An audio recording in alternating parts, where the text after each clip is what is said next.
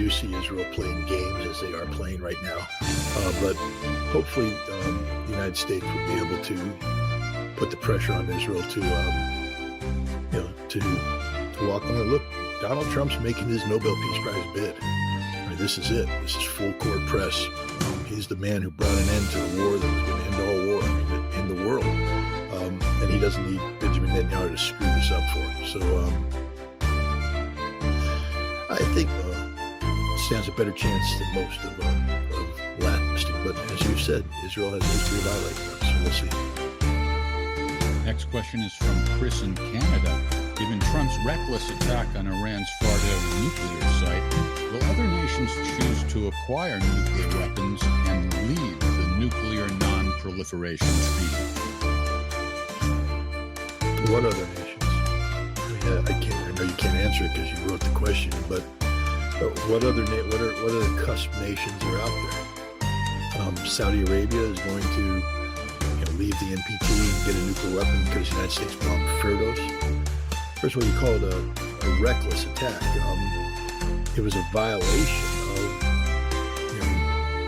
I believe, U.S. constitutional law and international law.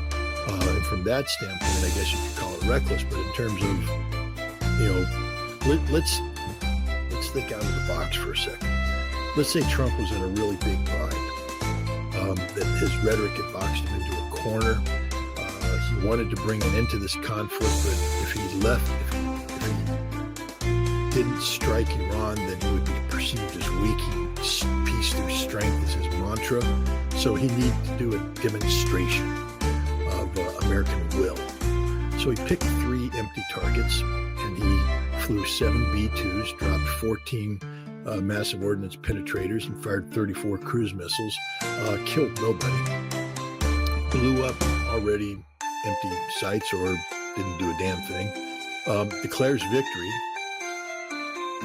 flies off knowing Iran will retaliate, but Iran retaliates the way Trump anticipated it would by saying, we're going to strike an empty base with a limited strike just to save face. And then immediately after the Iranian retaliation, Trump facilitates a ceasefire. So if we package it this way, is it really a reckless attack on Fordo? It's an illegal attack on Fordo, but I think we have to, look at things in a broader perspective. If this ceasefire holds, it's a good thing. I know there's people out there that are very upset about this, wishing Iran had broken Israel's back, etc. Look, if Iran could have broken Israel's back, I think they would have. There's a reason why Iran rapidly agreed to this ceasefire. And I think that in addition to Iran doing harm to Israel, I think Israel did harm to Iran. I think both sides were sort of punch drunk and needed to get this war to come to an end. All right, let's check in with Johnny Walker in Germany. Putin recently announced the gradual transformation of 5 Marine brigades into divisions. Do Russian naval infantry units receive significantly longer or specialized training?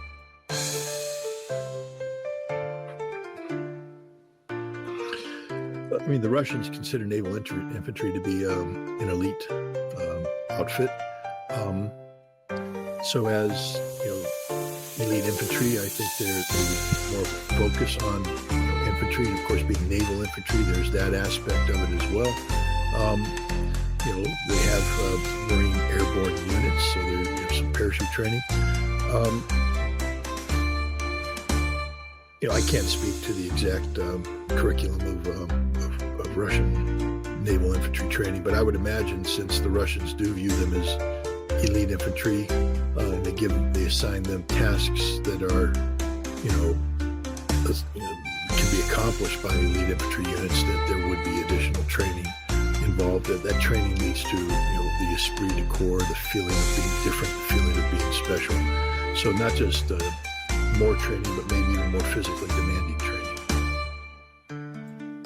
All right, I'm going to assume this person's name is pronounced Daniel, although at first I thought it might be Denial.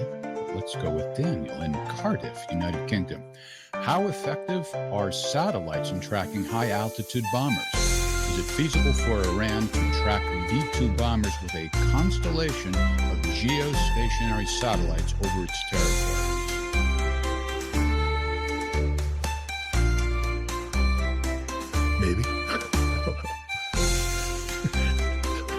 satellites doing? Are they radar satellites? Are they infrared satellites? Motion detecting satellites? What is the satellite doing? Because the satellite by itself, I mean, you could put a constellation of television satellites, but Starlink over Iran, not going to detect a B-2 bomber. I don't know. I mean, in theory, I guess you can talk about doing something like that, but then you're susceptible to being jammed, other interference. It just seems like a lot of money for a very limited outcome. But again, we'd have to talk about the specific satellite and what it's doing, what it's collecting, how it's collected, and then we'd have to talk about is there a period of time where data needs to be transmitted, received, interpreted, and then linked to assets that can respond in a meaningful fashion to whatever alert has been given. I think it's probably better just to have your standard radars on the ground that are designed to do this sort of thing. Okay, next question is from Ale Trevisol in Brazil. If we take into account the U.S. policy, 7 countries in 5 years, we may understand that this Israeli aggression to Iran is the U.S. playing Israel and not the contrary, as many analysts have been saying. What would be your position on this, Scott? Well, I would say that the 7 country in 5 years was a byproduct of joint Israeli-U.S. collaboration, a project for New American Century and things of that nature. So I think we're sort of getting into the weeds, saying who's calling the shot. The bottom line is a joint objective. I would also say that we wouldn't be worried about these 7 countries if it weren't for the state of Israel. Meaning that if Israel didn't exist, we wouldn't be going after 7 countries in 5 years. It's only because of Israel that we're doing that. So,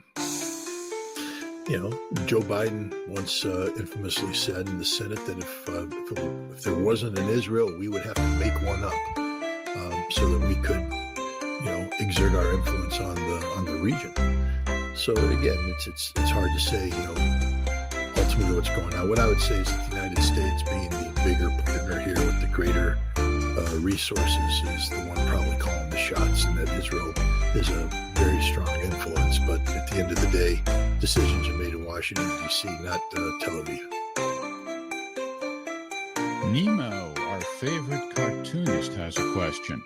Was it diplomatically wise for Iran to retain its Promise 3 retaliation to invite peaceful negotiations, or did it just incite further aggression? And guess who drew that? Let me guess, Nemo? You must have ESP.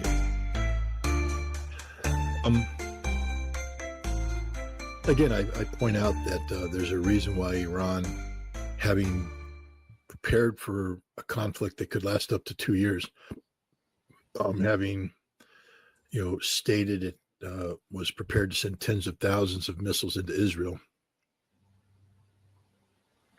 There's a reason why Iran, after 12 days, was looking for a ceasefire. It's the same reason why Israel was looking for a ceasefire.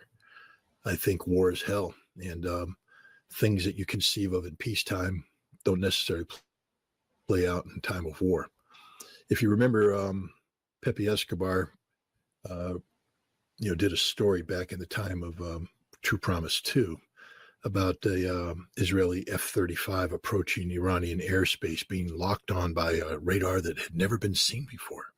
And the F-35 panicked and ran. And this was picked up by everybody who said, look, the Iranians are invincible. You can't penetrate their air side. I remember talking to people. They're like, I said, U.S. will send in a B-2. And they're like, the B-2 will never get into Iranian airspace. I'm like, B-2 will penetrate Iranian airspace like a hot knife through butter.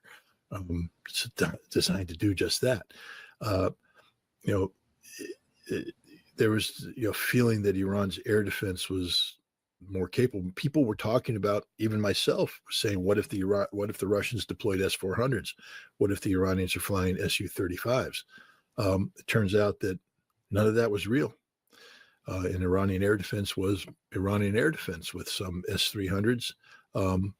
But apparently Israel sent an attack against an S-300 radar as a signal that we can do this at will. Everybody poo-pooed it, including myself at the time. Turns out the Israelis could do it at will. It heavily denigrated Iran's air defense on day one, and Israel was having a relative free reign of the sky. When you're able to drill holes over Tehran and drop bombs on big bombs on targets there, Iran's got a problem. And I think Iran was taking far more damage than they had anticipated. And I think a decision was made, a political decision, that, yes, while Iran could probably continue this fight militarily, politically, this was becoming sort of a problem, because civilian targets are being hit. Over 600 Iranian civilians are dead, thousands wounded, important infrastructure is being destroyed. And, I think Iran had reached the point where they didn't want to suffer any more losses. They were doing harm to Israel, but the other question is, how many missiles does Iran have left? Were they running at the end of their sophisticated missiles supply? What damage did Israel do to Iran's ballistic missile inventory? There's a lot of unknowns here, but I don't think Iran made a mistake suing for peace. I think it was the right call. Eldor in Bulgaria. What is the history of Pakistan's nuclear program? How were they allowed to get nukes? What is the difference with Iran?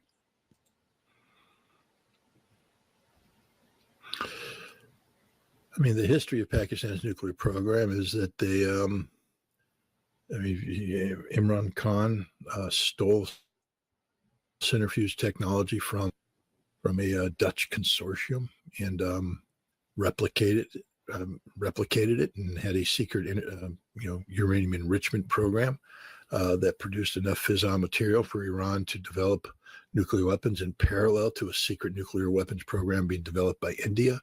How was it allowed to do this? I think we monitored it. We told the Pakistanis not to pursue it, but I also think that, it was complicated by the fact that we needed Pakistan during the Cold War to be on our side. So we turned a blind eye to a lot of things. And I also think it's because Israel's not in the equation. The Pakistani nuclear weapon wasn't intended to be fired against Israel. It was intended to provide deterrence against India's nuclear capability. So that's how I think it happened.